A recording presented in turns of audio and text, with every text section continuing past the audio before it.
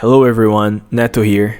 Recently, SonnyC made a video about basic hit sound for beginners, and I really want to follow up that video. The reason is because he didn't really mention when and how to add hit sounds, because, well, as you can figure, it can be very advanced and complicated to explain that.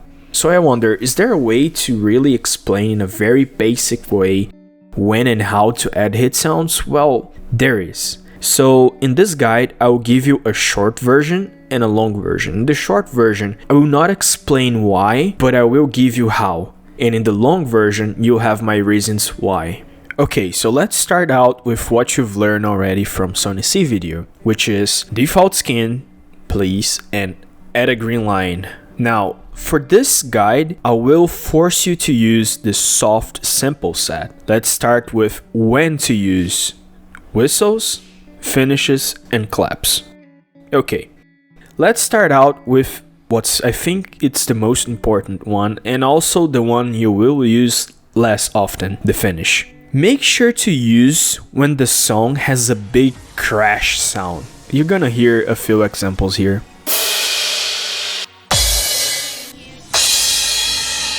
It usually happens, in most cases, on the big white ticks, or in the red ticks close to it. And also make sure that you keep track of when the song changes the section, because it can also be used there. Here's a few examples.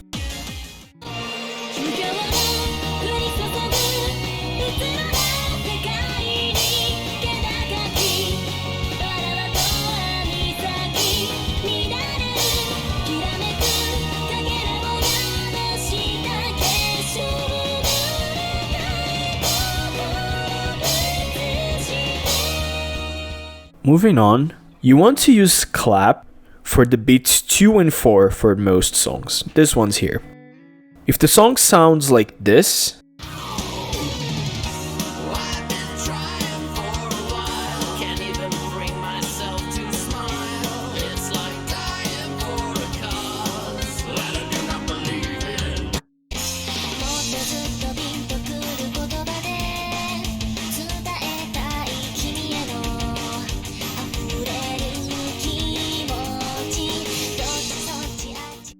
well, that's when you want to use the claps on beats 2 and 4.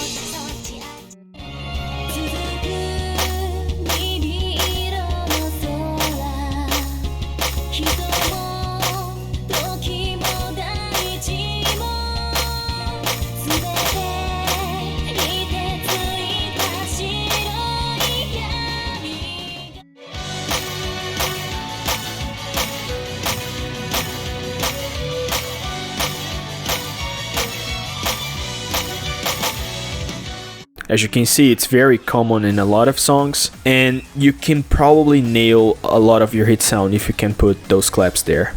Sometimes this won't work because the song is doing something else, but you will probably get it later on the road. Now, the whistles, you want to follow the objects that you mapped following vocals. So, if you're mapping something and there is no claps, no finishes, and it's a vocal, guitar, sax, piano, or any instrument really, well, you use whistles. Make sure to keep in mind that sometimes you will map circles or sliders that follow more than one thing at the same time. Make sure to add more than one hit sound when that happens, following whatever you need to follow. If you're mapping a sound that is both vocal and there is a finish there, you add both the finish and the whistle. Now, about how to make it. After you finish your map, go to the start of it and start checking every slider and circle. So you can click on them and add the sample with your mouse, or you can use the shortcuts. W key for whistle, E for finish, R for clap. By the way, be very careful when adding hit sounds in sliders, because if you only click once and add the hit sound, you will end up with 3 sounds and not one, like this. Why? Well, because you can add hit sounds in the slider head, slider body, and slider end. So make sure you click on either the slider head twice or slider end twice. You can also click on the timeline if you think that's easier to add only for them. Slider body hit sounding is not relevant right now as you're a beginner, so don't think much about it. And that is the short version. If you don't want to really watch the long version, you can start already, but this can only allow you to do a very basic and somewhat functional hit sound, which still is better than nothing, honestly. Now, if you want to understand when and why I told you to use those hit sounds, well, make sure to check out the long version. Thanks for watching and have fun mapping.